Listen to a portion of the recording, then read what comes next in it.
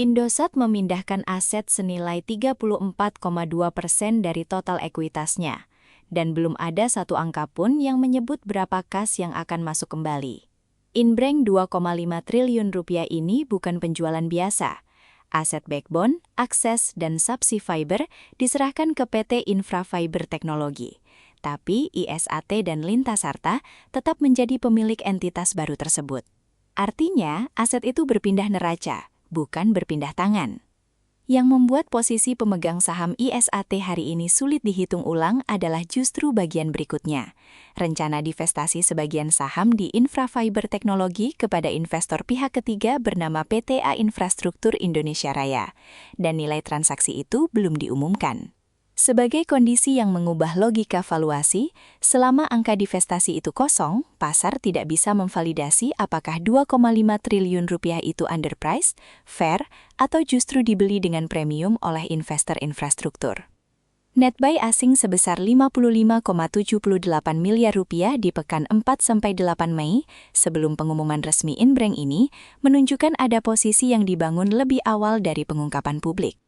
Pertanyaannya bukan apakah asing tahu lebih dulu, tapi mengapa mereka mau masuk sebelum angka divestasi diketahui. PT Infrastruktur Indonesia Raya menjadi kunci valuasi transaksi ini, tapi identitasnya sebagai investor infrastruktur belum diketahui publik secara luas, dan ketidakjelasan itu sendiri adalah sinyal yang perlu dibaca. Dalam struktur co-investment, investor pihak ketiga biasanya masuk dengan harga yang mencerminkan nilai aset pada saat transfer, bukan nilai buku historis.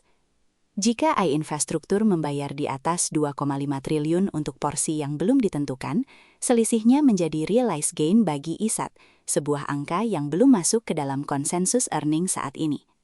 Sebagai counter signal, strategi aset light melalui co-investment memang populer di telekomunikasi global, tapi keberhasilannya bergantung pada kualitas mitra dan panjang komitmen kontrak penggunaan kembali aset tersebut. Jika ISAT tidak mendapatkan kontrak take or pay jangka panjang atas jaringan yang diinbrengkan, maka pendapatan dari aset itu tidak terjamin. Transaksi ini pertama kali diumumkan Desember 2025 dan diamandemen Mei 2026. 6 bulan negosiasi berarti ada kompleksitas yang tidak biasa untuk transaksi inbreng sederhana. Amandemen itu bisa berarti valuasi berubah, struktur kepemilikan direvisi, atau syarat divestasi diperketat, dan masing-masing skenario punya implikasi yang berbeda terhadap kas bebas ISAT ke depan.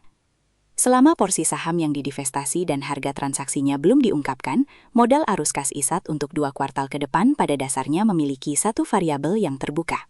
Pergeseran struktur aset ISAT terjadi tepat di saat dua kompetitor utamanya sedang dalam kondisi paling tidak stabil dalam beberapa tahun terakhir, dan itu bukan kebetulan yang bisa diabaikan. XL Smart mencatat pendapatan Rp11,84 triliun di Q1 2026 pasca merger. Tapi jaringan yang sedang diintegrasikan dua entitas berbeda adalah beban operasional, bukan keunggulan instan. Kapasitas 5G yang mereka klaim sebagai senjata baru membutuhkan backhaul fiber yang andal.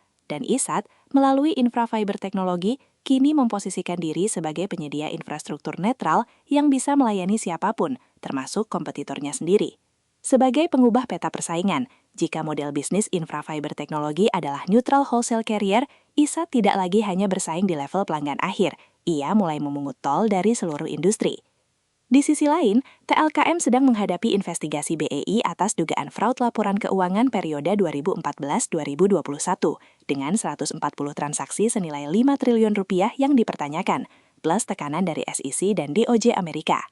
Ini bukan sekadar reputasi yang tergerus, ini adalah enterprise dan data center pipeline TLKM yang bisa berpindah ke kompetitor jika kepercayaan korporat runtuh.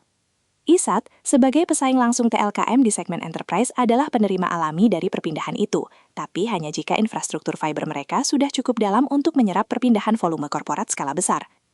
Itulah sebabnya Rp2,5 triliun itu bukan sekadar angka di neraca yang dipindahkan. Angka itu adalah taruhan bahwa kapasitas infrastruktur yang dibangun bersama A Infrastruktur akan matang lebih cepat dari jadwal pemulihan TLKM dan lebih cepat dari integrasi jaringan XL Smart. Setiap hari setelah penutupan, kami menerbitkan ringkasan pasar dan analisis isu utama. Berlangganan channel ini.